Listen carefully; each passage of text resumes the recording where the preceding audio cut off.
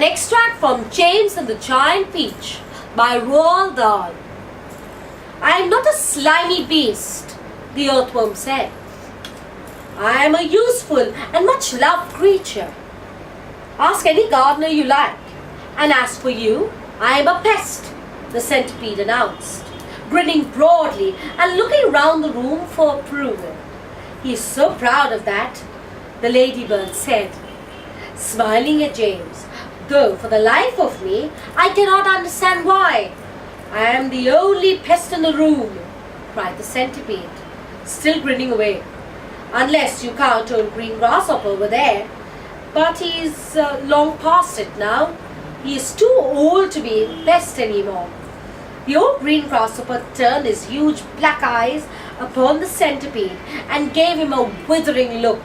Young fellow, he said, speaking in a deep, slow, scornful voice, I've never been a pest in my life. I'm a musician. Yeah, said the ladybird. James, the centipede said. Your name is James, isn't it? Yes. Well, James, have you ever in your life seen such marvelous, colossal centipede as me? I certainly haven't, James said. How on earth did you get to be like that? Very peculiar, the centipede said. Very, very peculiar indeed. Let me tell you what happened. I was messing about in the garden under the old peach tree, and suddenly a funny little green and extraordinarily beautiful and looked like some kind of tiny stone or crystal. Oh, but I know what was it, cried James. It happened to me, Miss Spider said. Suddenly there were little green things everywhere. The soil was full of them.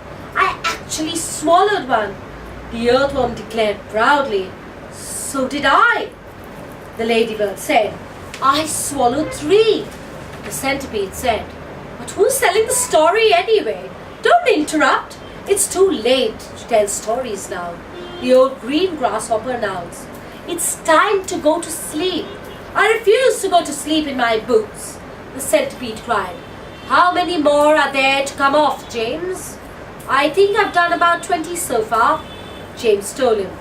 Then that leaves 82 to go, the centipede said. 22, not 80, shrieked the earthworm. He's lying again. The centipede roared with laughter. Stop pulling the earthworm's leg, the ladybird said. This sent the centipede into hysterics. Pulling his leg? He cried, wriggling with glee and pointing out at the earthworm. Which leg am I pulling? You tell me that. James decided he rather liked the centipede. He was obviously a rascal, but what a change it was to hear somebody laughing once in a while. He had never heard Aunt Sponge or Aunt Spiker laughing aloud in all time he had been with them. We really must get some sleep, the old green grasshopper said.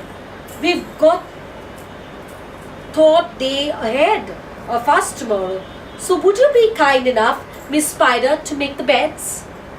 A few minutes later, Miss Spider had made the first bed, but it was a magnificent affair, and the stuff that it was made of shimmered like silk in the pale light.